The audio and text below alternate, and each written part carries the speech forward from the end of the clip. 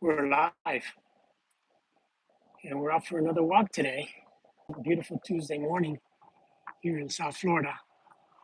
And I got a very interesting subject I want to talk about today. Let me go ahead and turn this camera around and start talking. So, today, I want to talk about the hobby, and I want to talk specifically about the vintage card hobby. And no, it's not dead, Mackie Minto says. Good morning, Bader. It's early out in California, my friend. It's good to see you here. But we'll talk about the vintage card hobby. And is the vintage card hobby dead? And what are the signs?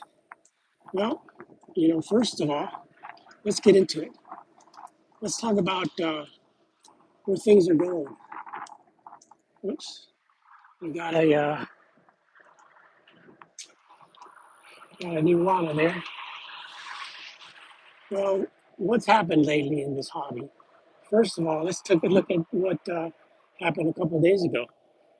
The most expensive card ever sold in the history of this hobby is now a Pokemon card. Good morning.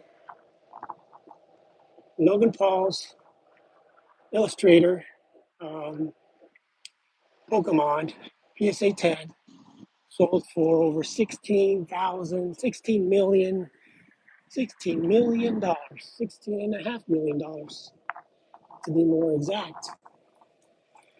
And who would have ever thought that the most expensive card ever sold would have been a Pokemon card? And the second most expensive card ever sold is a modern card, the Logo Man. Hey, Cardcast. Good to see you on here with me today. And so, what's happening?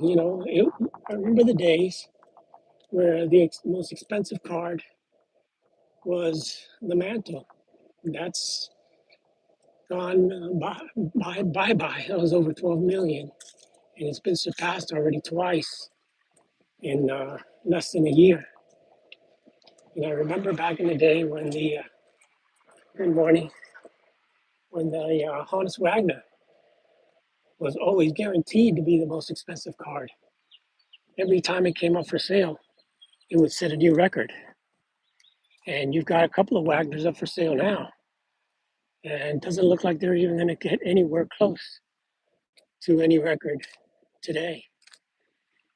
So, what's happening in this hobby? Well, take a look at the PSA, and you see that 60, almost 70% of the cards that are being graded today by PSA are TCG cards, anywhere from Pokemon to One Piece to Magic the Gathering and the other kind of TCG games out there. That is really the bulk of the grading. If you look at also CGC, what's their grading? What are they doing? Again, they're probably more like 80% or more TCG cards. Hey, Rhonda, good to see you here. Thank you, Mark. I'm glad you're on today. Mark's a great guy, and Mark's a big vintage guy, but he'll do a little bit of modern also, like most people. There's a chance to make some money, go do it. Hey, Rob from Cash Cards, great guy, big Reds fan. Great to see you on today. So, you know, think about this. PSA, CGC, Tag is now strictly a TCG grading company. And, you got Beckett, which they're trying to revive. But Beckett also grades a lot of TCGs and mostly modern. Beckett's not grading any vintage. So who's grading vintage? It's mostly SGC. I mean, PSA grades a lot of vintage, but the percentage of their business that's vintage. I'm talking, the older modern era, not stuff because they do grade a lot of stuff from the 80s and 90s, and even though that's over 30 years old now, I don't consider that vintage. But SGC really is the vintage, was the vintage company, still is, but they're not grading that many cards anymore. Maybe 50,000 cards a month, which is piddly in this market, the way it's going. So you look at the shows. I mean, yeah, over 50 years is probably the right mark, about the mark of vintage. But you go to the shows, most of these shows here, I mean, I heard the West Coast show was good and there was a lot of vintage in there, but it was mostly modern again. And if you look at the local shows that I go to here in Florida, I would guess it's probably 70% TCG, Pokemon, and uh, and if you had modern in there, you probably got 80, 90% of the show is uh, is 10% maybe vintage cards. Good morning. So what's happening? Well, you know, look at the big cards that are being pulled. You could go ahead and buy a pack of cards today and pull out they sold a $3 million Otani card, dual gold, logo man, whatever it's called there. Over $3 million a card that's a year old. And you've got other cards being pulled out of packs today, brand new packs that are million dollar cards. So you think, well, that makes vintage cheap in comparison. When you see the big sales that are all out there on Golden and Fanatics and all that, most of the big cards that are sold for over $100,000 are modern cards. And is this going to continue? Is there an end to this? So what happens to vintage? We always hear that, the vintage guys, like me, the older guys, those are the ones that collected, and they're dying off, and who knows how much longer it's going to continue. Hey, Jeff, thanks for being on this morning with me. Appreciate it. You know, is that what's happening right now? Are us older guys, some that remember the old players, or remember opening up old packs, or even just history buffs that go back and take a look at history and love history? Are we the only ones that are collecting vintage cards anymore? And is it only us old guys? Yeah, Mike, hope True Vintage stays up front and center. Hi, Indy Cards. Good morning, sir. Good to see you're on with me today. So, I just want to talk about that and how concerned are you guys? And yeah, like Mackie Mental says, it seems like the high grade, low pop stuff, that's still popular. But why is that popular? Is it because of the registry? Are people just trying to be number one on the registry and go for the grade, not the card? But I think that overall, the trend isn't looking too good for vintage. And even some of us vintage guys, like Tony Southern Collector, and again, he's relatively new. He's came back to the hobby. He started early in the late '70s, but he really truly came back 3, 4 years ago, and he's moved on to autograph vintage cards because they're a little bit more rare, and those do seem to be, you know, popping off or skyrocketing. So is that what the new guys, any of these younger guys, going to go back to since they're so used to autographs?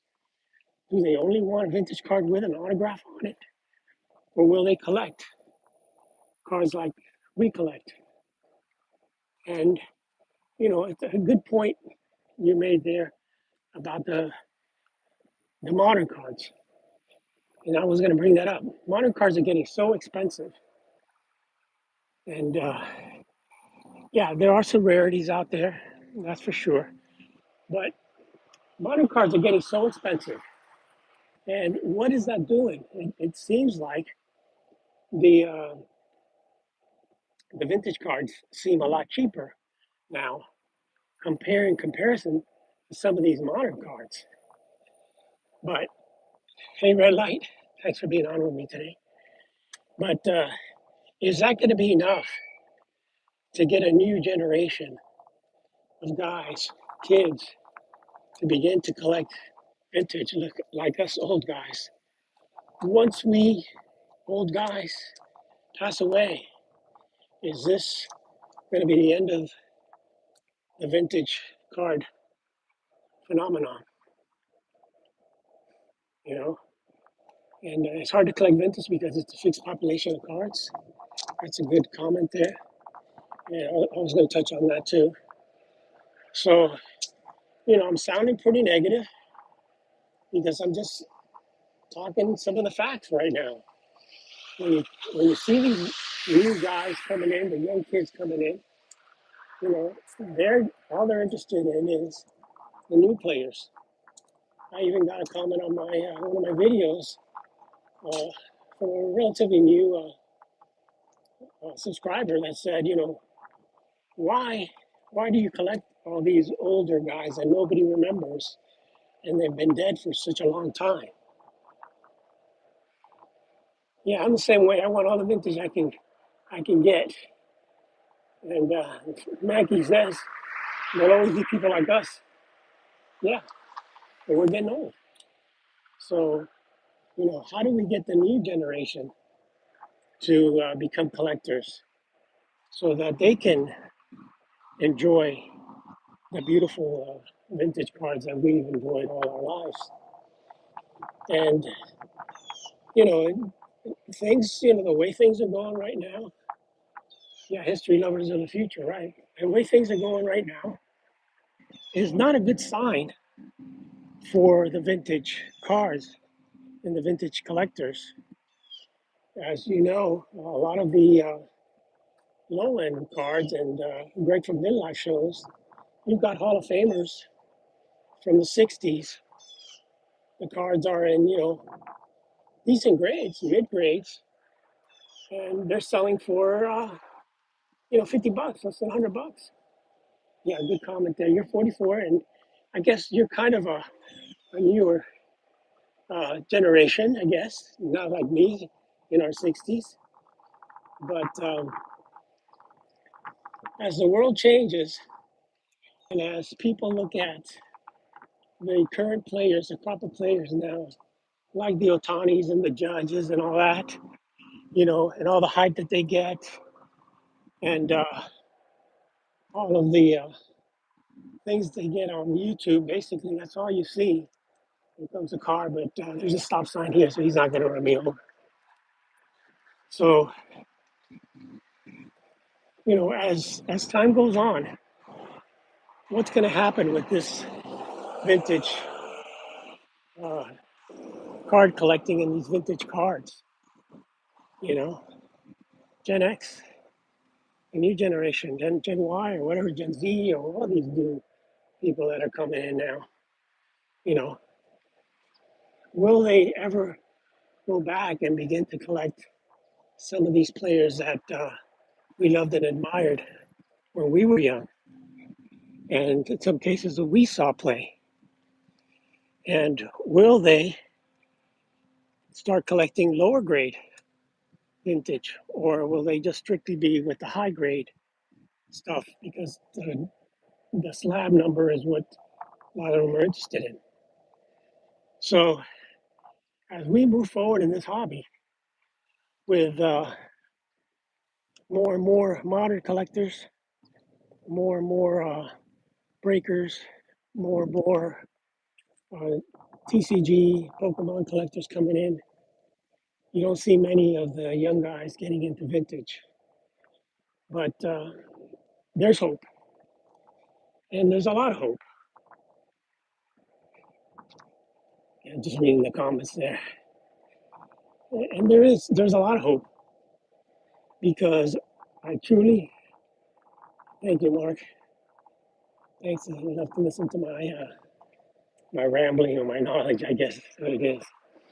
But yes, guys, there's hope, and I do not think that vintage car collecting will die, even though it may look like it's dying. There may be signs that it looks like it's dying, and people like Jeff Wilson talk like it is dying. But when you look at the new stuff, and that was a great comment.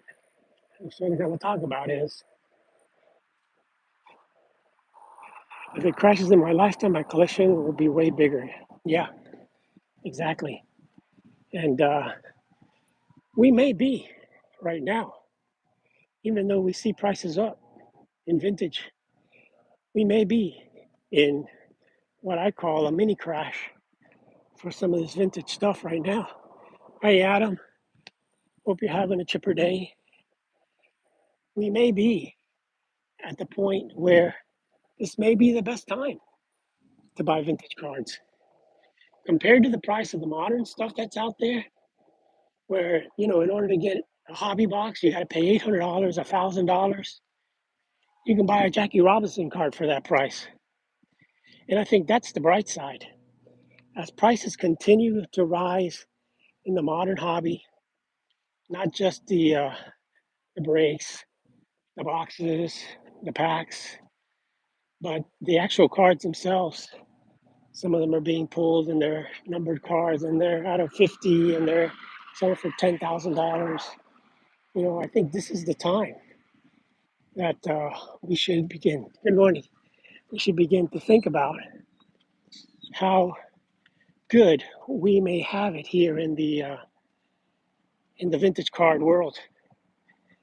You know, we, a lot of people say, "Oh, Orlando, you bought your cards years ago and got them cheap." Yeah, we may look back 10 years from now and see these Aaron Judge cards, Otani cards, Wembayama cards, and like doing like the Zion Williamson cards, and say, "Hey, I wish I would have bought that Jackie Robinson card 10 years ago." We may be thinking that way. I think we will be thinking that way in 10 years. Watching the noobs and hype destroy the hobby will crash modern, and true collectors will be built. Yeah, I agree, Mackie. That's exactly my point. I truly think that this is the best time. And we think about the market crash that happened, and now the market's all the way up to 50,000. We thought it'd never get there. Yeah, there's a question for the chat there about dollar cards.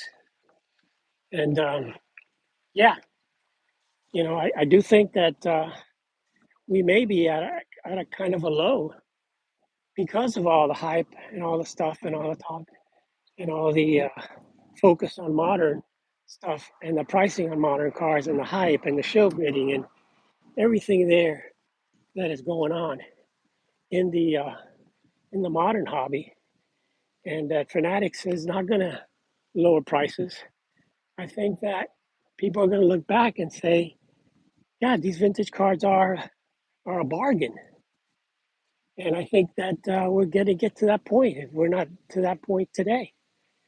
You pick up a Hank Aaron card. I put my a Hank Aaron 65 Hank Aaron on CIA auctions, and it's a great auction. You should watch it. But Hank Aaron PSA 6 1965 is sold for $240. I mean, I think that went cheap, and I think a lot of this stuff is going cheap. And these players will not be forgotten. I think they'll be remembered and they'll be studied. And and hey, Adam, yeah, even dollar common cards today, you could pick them up at the dollar boxes and you pick them up in good condition, great condition. I mean, I picked up not a, definitely wasn't a Common, but I picked up a Johnny Bench, 69, the second year Johnny Bench, raw, which I thought looked like a nine. Got it for about $100. Graded it, came out at 8.5. So there's some good stuff out there, some good deals out there.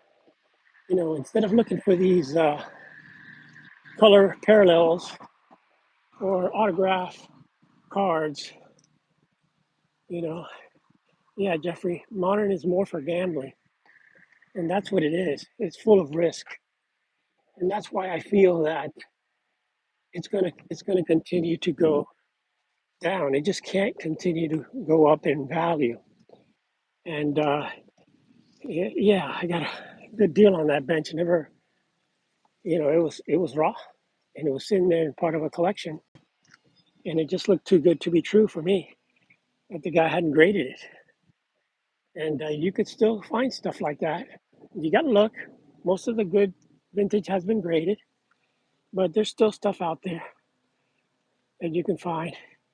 Hey, Dre, say hello to Mrs. Diaz for me. The best hobby brigade. She's the best editor in the business. And I do feel that the future, a lot of kids are going to, you know, learn. And they know we're already players like Jackie Robinson. And I saw that Tony Southern Collector talked to two kids. One was 12 and one was 13. And they asked the dealer to take a look at a 54 Jackie Robinson. And he asked him, why are you interested in looking at Jackie? And the kids say, well, we heard so much about, hi, Mrs. Diaz. She said, we've heard so much about Jackie Robinson, how good of a player he was. And he asked, how did you hear? Well, we hear in school. We hear his story in school. And, here's a player that transcends the hobby and is really a national icon. And I think there's other players like that. He also asked the kids, does everybody in your class know Jackie Robinson? And the kids, 12 and 13, said yes. So I think that's, the future of the hobby. He also asked them, do you know Mickey Mantle? He said yes. He says, most of the kids in your class have ever heard of Mickey Mantle? He said, yeah, probably more than half of the kids have. And, some of these kids don't know baseball, but they know Hank Aaron. They know Jackie Robinson. They know some of these players. So I think, for me, I try to talk about the players in my videos, and hopefully some of my videos will be everlasting type videos where kids, 5 years from now, 10 years from now, will look at those kind of as history and learn and maybe collect a Ty Cobb or a Honus Wagner or a King Kelly, you know. But I think that the advantages that we have as collectors, big plus for young collectors, is the internet is easy access to all the information. Yes, that's for sure. And I think that, you know, I think we're going to have kids that are going to get into it, especially when they realize that they're not going to pull $1 million Otani card. That's going to be going to the breakers. They're not going to pull the big cards from packs, and instead of, I was at my local card shop, an FCS here called AA Mint, and mostly all modern stuff. And the kid wanted a box, and I don't remember what it was, but it was $350. And they have a breaker station there. The kid broke the box, and if he got $50 out of that box, that's probably about right. And the kid was disappointed. And I think we're going to see, and we're seeing a lot of that. And I think that's where that kid, you know He pulled an Otani, but it was a base Otani, and that really was about it. I think that kid's gonna look back and say, you know what?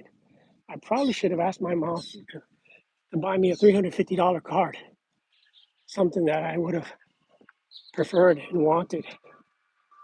So where are we at here? I think we're in a turning point versus the uh, the vintage and the modern. And the birds this morning are happy. They're cheering me on here. And I think we're at a turning point. And the positives, I think, are that first, they're not making any more vintage cards. Vintage cards are pretty much done. And as more and more and more of these cards go into people's collection, you see less and less and less of these also at the shows. I constantly see dealers looking to buy vintage. Those vintage dealers, they really don't have enough inventory, many of them. And you see that when you go to shows, you see a lot of signs buying cards. And, they're not paying 50% comps. They're not paying 60% comps. They're paying more like 80, 90% comps, especially on the good cards. Hey, Robert, good to see you on, my friend. Thank you for joining me on my walk today. It's a beautiful day here in South Florida, as you can see. It's about 75 degrees, a few clouds in the sky, but no rain in sight. So this is a beautiful street here because you got all these oak trees here, and then you've got the royal palms in the middle there. Robert Pops is in the house. So, so what's the future of the vintage card market? I think the future is really, really strong, in my opinion. It's not dying.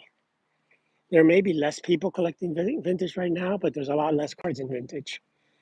I was looking at the video that Neil did talk about how many cards are being printed today in the 2026 Topps Series 1.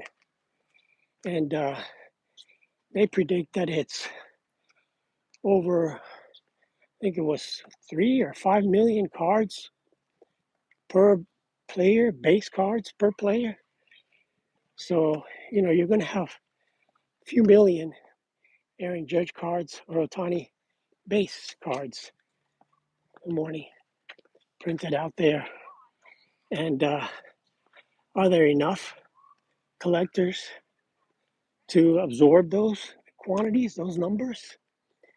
No, those cards are going to be in quarter boxes. The ones you're going to have are going to be probably the numbered cards or the autograph cards. But think about that too. How many cards are these guys going to autograph? And how many parallels are there? Good morning. How many parallels of each player? And now they have unnumbered parallels, numbered parallels, and autograph cards. I mean, all of the new guys coming in, they're given 10, 20,000 cards to sign right off the get-go, right when they get signed, right when they're going to do their cards. I mean, are those autographs going to be as valuable as, of course, Jackie's? No. Even Hank Aaron that lived a long time, or Willie Mays, or Mickey Mantles, or any of those guys. Those are limited. And there's a limited amount of people that are, you know, have them.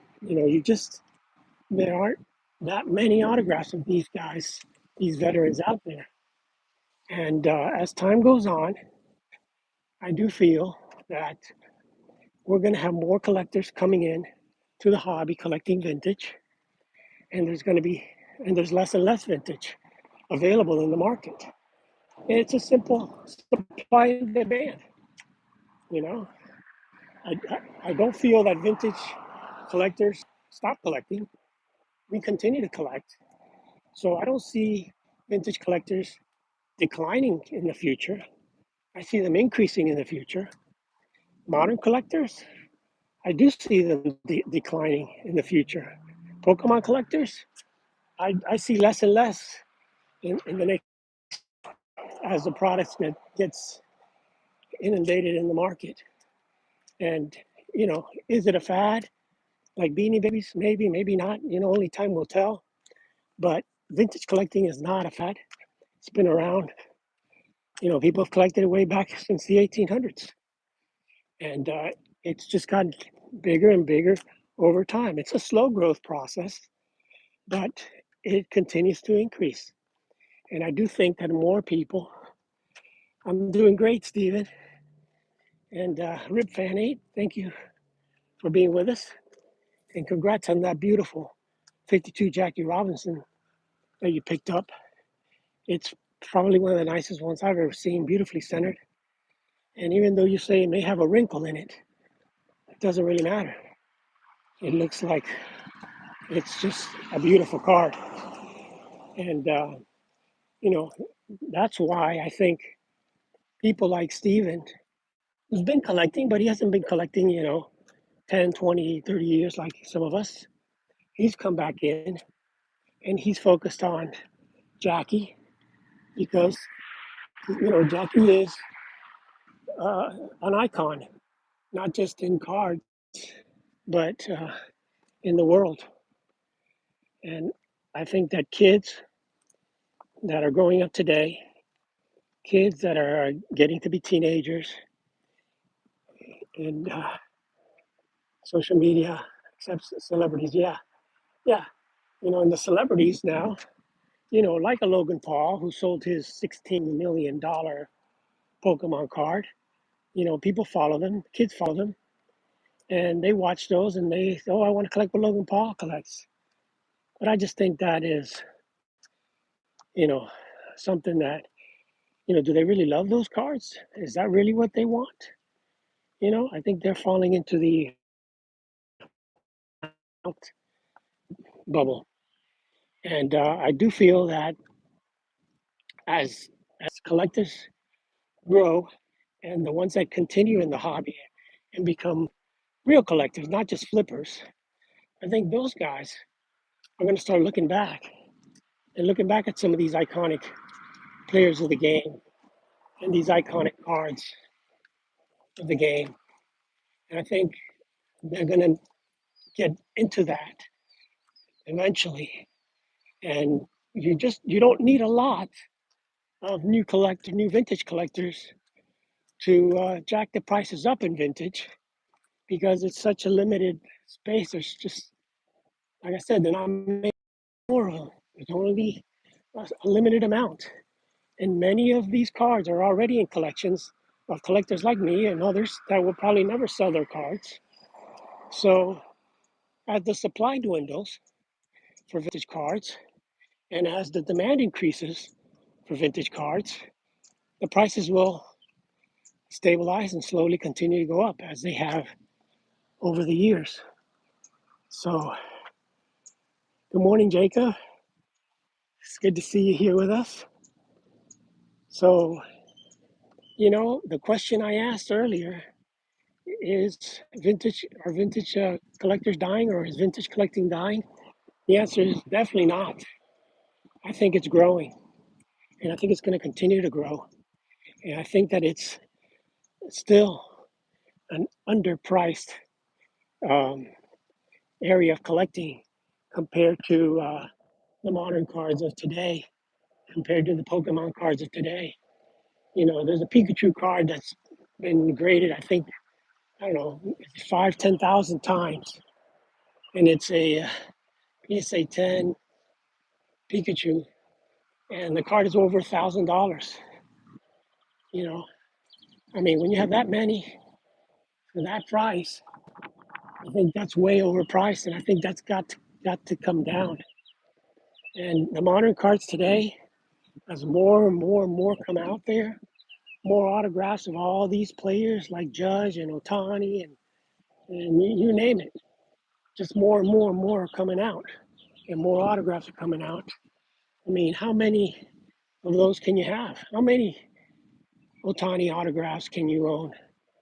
You know, I think, yeah, you can buy a lot, but they just keep coming out by the tens of thousands, you know, and Wemby's, you know, yeah, he could be the next great star, even though I don't think he's going to be up there with the Michael Jordans or even the Will Chamberlain, you know. So I still think, in my opinion, that due to the scarcity of some of these, or many of these vintage cards, and due to the more and more people that are getting into the hobby, I do think that the vintage card market is going to get stronger and stronger and stronger. Not as quickly as the modern cards. It's a slow process, but I think it's going to continue. We've seen the Mickey Mantles continue to go up in price over the last 20, 30 years. We've seen the Jackie Robinsons shoot up in price. We've seen some of these top vintage cards go up in price. And I think it's going to continue slowly but surely versus the modern stuff, which with more and more, and every time, every year, a new uh, series, a new set comes out, the old ones, the old cards, the cards that are 2, 3, 4, 5 years old, the prices on those keep coming down for the most part, not all of them, but for the most part. You know, will that logo man that Mr. Wonderful bought be worth $13 million in 5 years? He says it's worth 17 million now. No way, never. I just don't see it. Was that Pikachu card that Logan Paul sold for 16 million be worth $16 million in 4 or 5 years? No, there's no way it could be worth that much. I think it's just at the moment, at the hype. I think that's what's happening today. Do I think that the Honus Wagner card will eventually sell for $10 million? Yeah, there's gonna, as soon as a good one comes up, easily, along with the Mickey Mantle 10. If a PSA 1052 Topps Mickey Mantle comes up for sale, that will be the highest price card in history. That will surpass the 16 million. But look back. The Mike Trout, I guess, rookie card or whatever, sold at one point for almost $5 million. Where's that card today? The LeBron James card that sold for, I think, $3 million. Where is that today? You know, uh, and I think the future is bright, and I do think that, especially in the pre-war area, when you talk about pre-war, there's a lot less. Yeah, good comment there. That a lot of these cards, they'll be resold in inner circles. A lot of these modern high-end cards in inner circles. But remember, a lot of the guys that are coming and buying these big dollars are not people that have been in the hobby. The guy that bought the Pikachu card was Anthony Scaramucci. He's one of these was an advisor to Trump at one time, and he's just getting into the cards. O'Leary, Mr. Wonderful, he just got into the cards. He wasn't into it. He got brought in. So you're getting literally millionaires and billionaires that are coming into the hobby, not knowing, not studying the market, not buying what they love. They're buying into the hype, and they're buying the prices. They want to buy that most expensive card that Ken Golden has been pushing and plugging, or Logan Paul has been pushing, or some of these big name influencers have been pushing, and and they see that as, oh wow, I'm getting this Picasso. That's not a Picasso. The 52 Topps Jackie, that's a Picasso.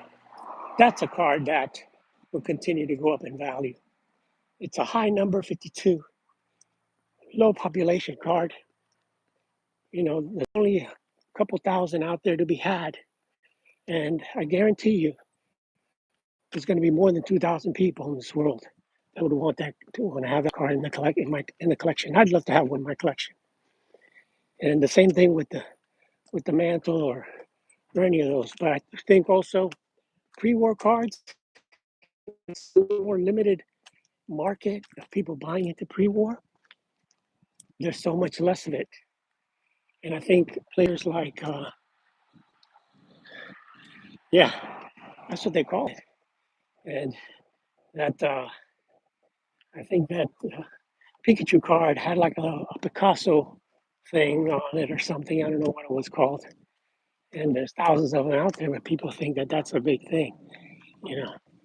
But if you look at pre-war cards, I do think that even though there is a limited market for them out there right now, as far as how many collectors really are into that and wanting, you know, the amount of those cards out in the wild is so much less than even the golden era cards from the 50s and 60s. If you look at the Gaudi cards and look at the Gaudi roofs, they shot up in price. Why? Because it's the Babe. When people realize that the Babe, is the best player in baseball. Don't tell me it was Barry Bonds. Babe Ruth was the best player ever in baseball.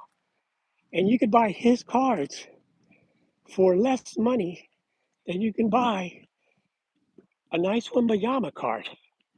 I think when people start realizing that, and I think people are realizing that, I think those prices of these pre-war cards are going to shoot up, and they're shooting up now, especially of the better players, the players that really are the most historical players ever, like the Babe Ruth and Ty Cobb and Walter Johnson, best pitcher ever, 400 and something wins, Cy Young, 500 wins. These are things that are never ever going to happen again, and people are going to realize that, you know. And yeah, also talking about non-sports, it's another great point. Non-sports, good morning. We'll go ahead and cross here. Non-sports is another area that is so inexpensive right now. Non-sports is, and I've talked about non-sports, and I also talked about vintage football. I think all of those are areas where are vastly underpriced and underrated. And as people realize that there's cards out there of George Washington and Thomas Edison and Abraham Lincoln and people that are you know famous for what they've done to humanity. I think that even people that don't collect sports are going to be getting into that.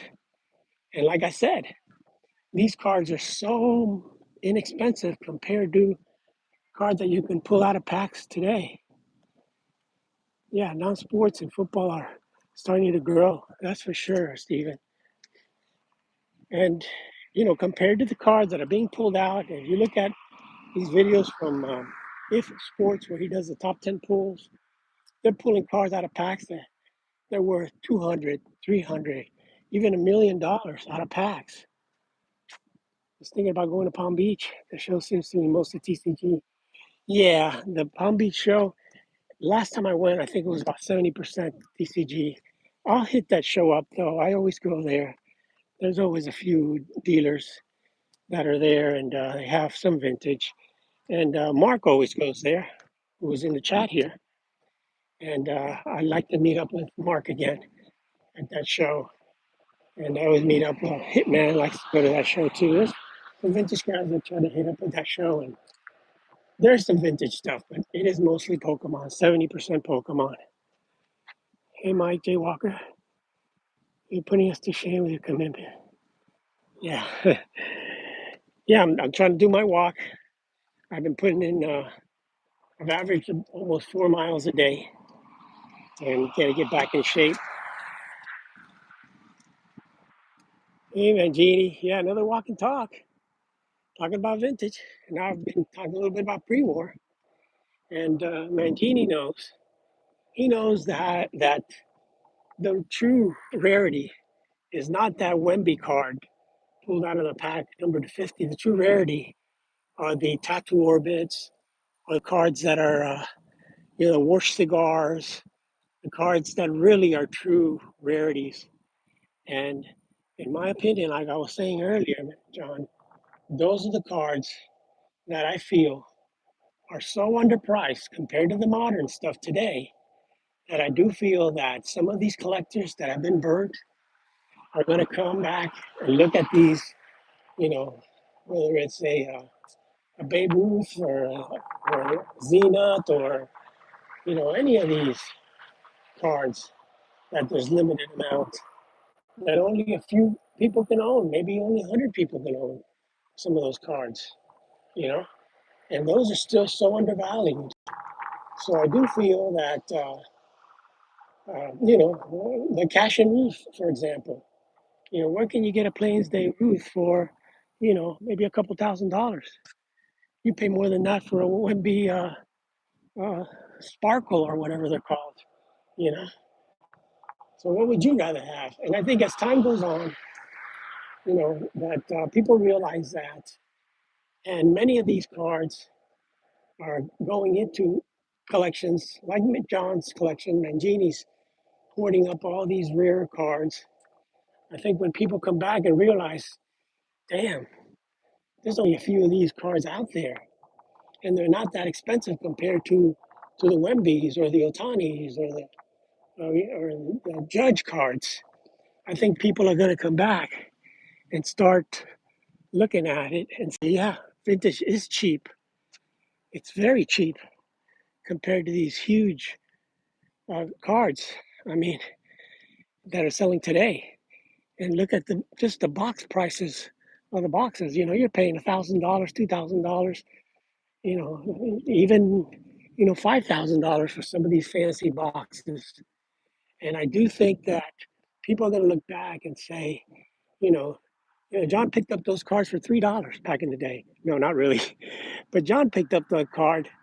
There's only 30 of them, 40 of them, even 50. Even if there's a couple hundred of them, I do think there's going to be more than a couple hundred people that are going to want those cards in the future versus, the million of cards that are going to be printed today of any of these players or even the autographs out there. Like I said earlier, hundreds and hundreds of these autographs are being signed every day by all these players. But we go back to pre-war, and how many Tykov T206s are out there. You don't have that many, especially when most of them are in collections like Mangini's. So, no, the answer to my question at the beginning is the vintage card market dead or dying? No, I think it's actually better than ever because the prices are still so low. Yeah, the oddball sets too. Rick was ahead of the game. Even though he was born when some of these oddball cards came out back in the 1920s, you know, Rick Vintage oddball cards was ahead of the game, getting into these vintage oddball cards that, very, very rare.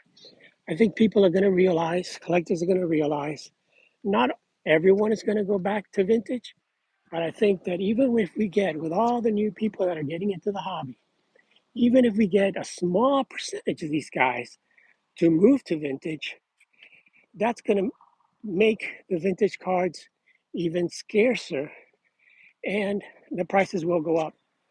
And even though I'm not one to be selling my cards and all that stuff, I still think that vintage sports cards are the best investment long term in the card business. I'm not talking the best investment as far as stocks or anything like that, but in cards.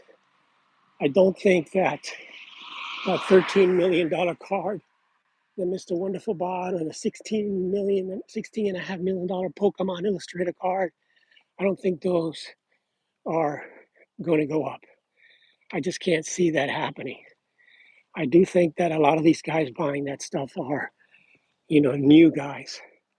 Hey, Rick, vintage oddball cards. It's great to see you.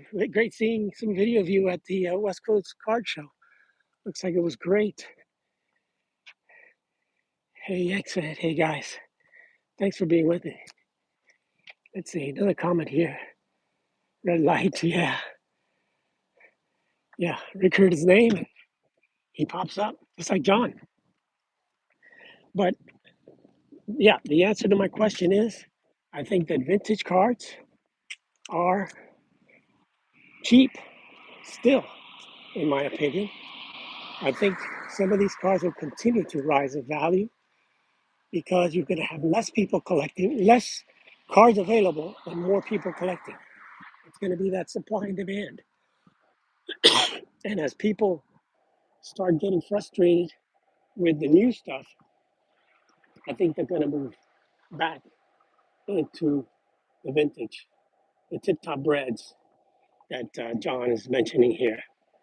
I think those are going to be the ones that are going to be worth investing in or worth getting today. They're still cheap, and that's kind of my advice, or my not my advice. I don't like to give any financial advice at all. Just my thoughts.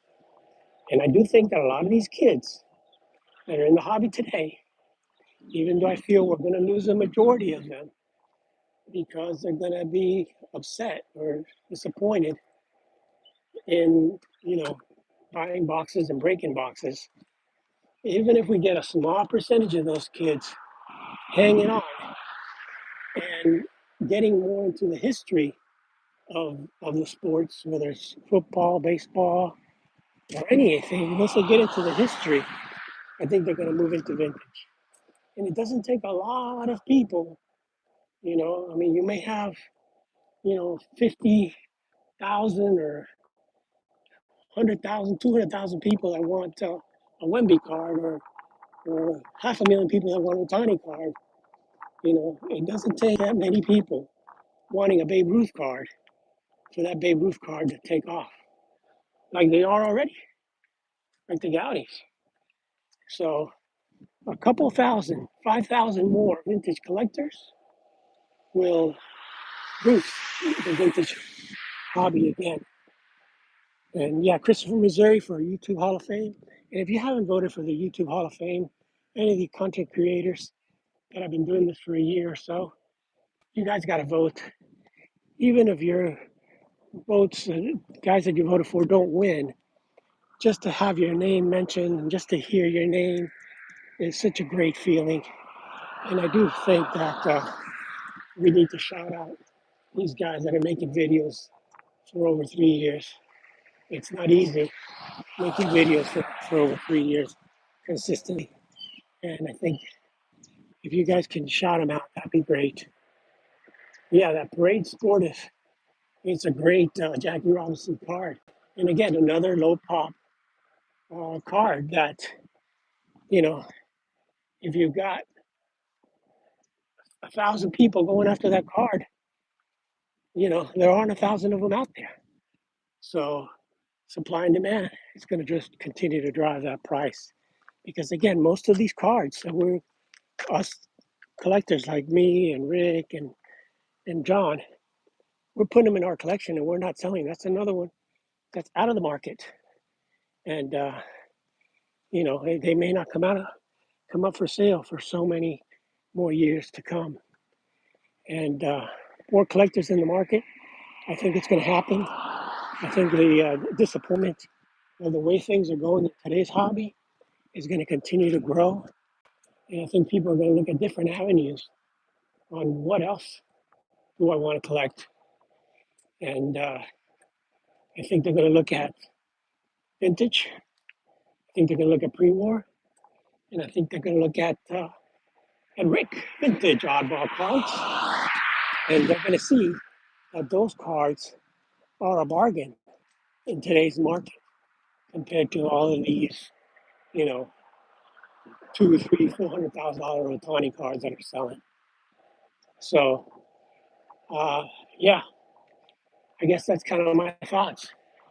Vintage cards are on the rise, and vintage collectors, there are more vintage collectors. because us, yeah, don't stay away. Hey, I, Mantle, I keep saying Mantle is, was expensive. Hell, it was expensive 10, 20 years ago. People were saying it's expensive. You know, that guy that bought that Mantle from Mr. Mint Rosen paid $50,000 for that mantle, and sold it for 12.5 million. Mantle keeps going up, Jackie keeps going up, Aaron keeps going up, you know, Ruth keeps going up, Ty Cobb keeps going up, you know, all of these guys are guys that, Cy Young, Christy Mathewson, Walter Johnson. I think when people realize what these guys have accomplished in the history of the sport, I think like I said, it doesn't take 10, 20,000 new vintage collectors to jack that price up. They're very limited. Only takes a few because there's only a few of those cards out there. Good morning. So I think that the hobby is growing, and I do feel that vintage is not dying. That vintage is on the rise and will continue to be on the rise as new vintage collectors come in the market, no matter how small. And I guess that's about it, guys. I don't want to keep rambling for too much longer. It's already been almost an hour. I appreciate every one of you guys joining me today. It's been a nice day in South Florida, a nice little walk here that I've had.